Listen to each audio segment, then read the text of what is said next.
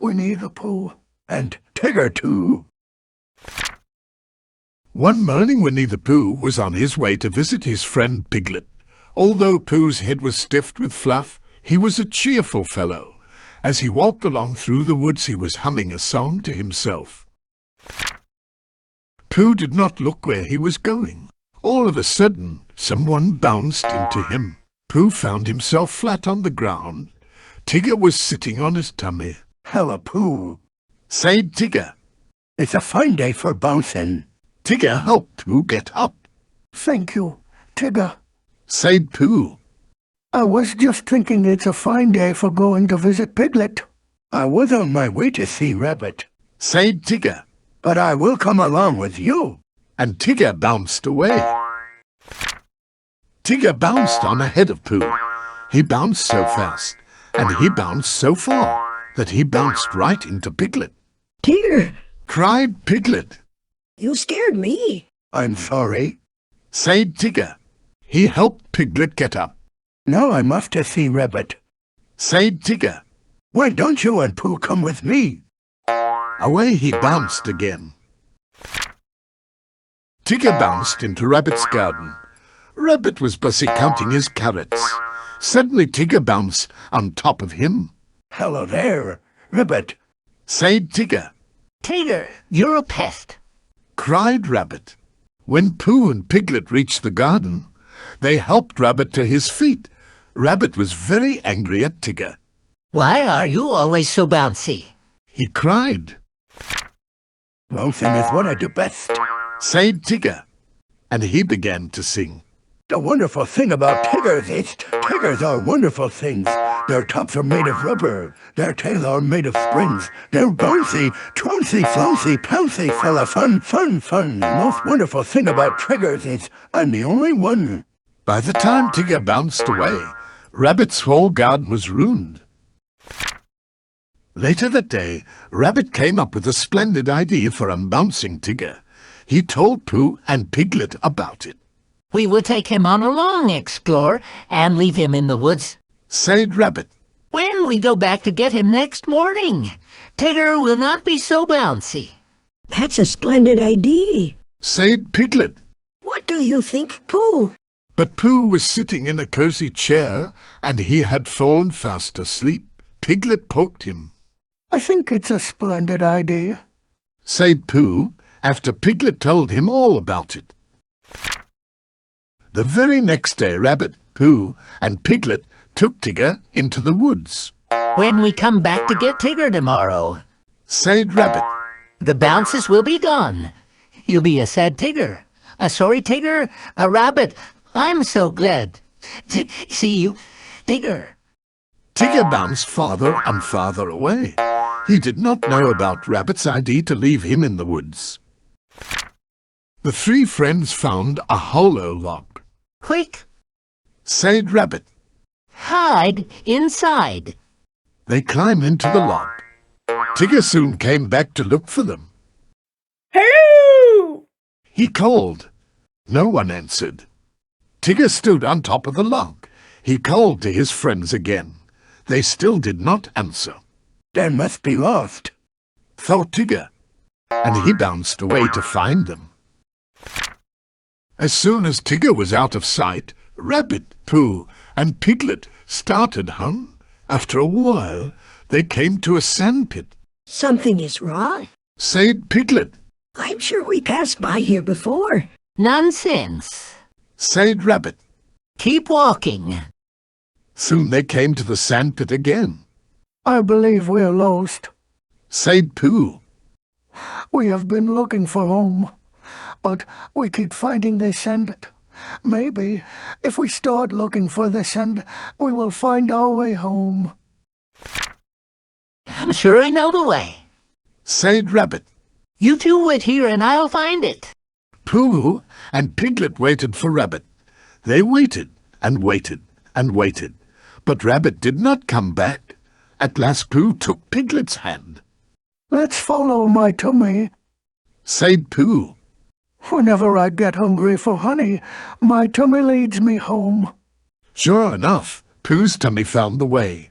Just as they came out of the woods, Tigger bounced into them. Oh, Tigger, Said Pooh. Rabbit is lost in the woods. Tiggers never get lost. Said Tigger. I'll go back and find him. He bounced away.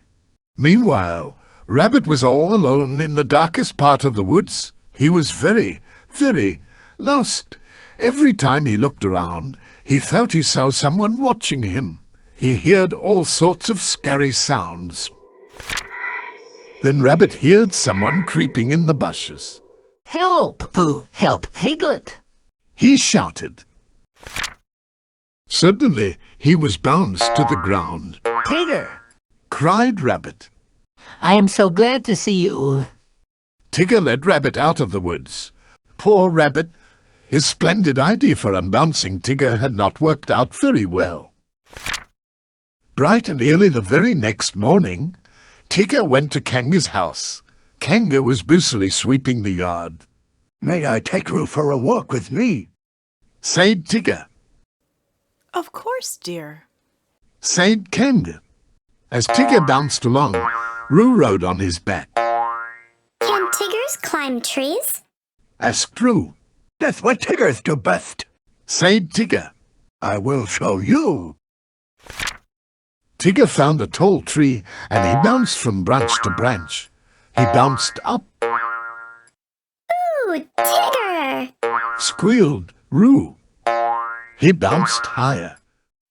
Ooh, Tigger! Roo squealed again. He kept bouncing higher and higher. Soon they were near the top of the tree. When Tigger looked down, he was very scared. How did this tree get so high? He cried. Isn't it fun? Said Roo. No, Answered Tigger. I forgot to tell you, Tiggers can't climb down. Hooray! Squealed Roo. We'll stay here forever. Just at that moment, Pooh and Piglet came by. They happened to look up at the tree. Piglet, Whispered Pooh. there's a jackal-law. Or jaguars, fierce animals. Cried Piglet. I'm not really sure. Said Pooh. Let's walk a bit closer and see. When Pooh and Piglet reached the tree, they saw Tigger and Roo near the top. Hello! Called Roo. Tigger, stop! Don't worry, Tigger. Called Pooh. We will get Christopher Robin. He'll think of a way to rescue you. Before long, Christopher Robin appeared. He ran to the tree with Rabbit and Kanga. I do hope Tigger has learned his lesson. Said Rabbit. Maybe he'll stop bouncing now. Christopher Robin took off his out. He told everyone to hold onto a corner so Roo could jump into it. After Roo came tumbling down, Christopher Robin called up to Tigger. Now it's your turn to jump. He said. Tiggers don't jump, they bounce. Said Tigger. But if I ever get down from here, I promise to never bounce again. Did you hear that? Said Rabbit. He promised to stop bouncing. Tigger closed his eyes and let go of the tree. Down, down, down he fell. He landed on the coat with such a thump that everyone fell backward. Tigger was happy to be down. He started to bounce. But Rabbit held up this hand. No bouncing, Tigger. He said. You promised never to bounce again. That's right. Said Tigger. I did it. Tigger began to walk away. Without his bounces, he was a very sad Tigger indeed. Roo watched his unhappy friend. I like the old bouncy Tigger better. He said. So do I, dear. Said Kanga. So So do I. Everyone looked at Rabbit. Well, Said Rabbit. so do I guess. All of a sudden, Tigger came bouncing back. Do you really mean it, Rabbit? He cried. May I have my bounces back? Yes. Said Rabbit. I really mean it. Hooray! said Tigger. And off he bounced, happy to be his bouncy old self again. The end.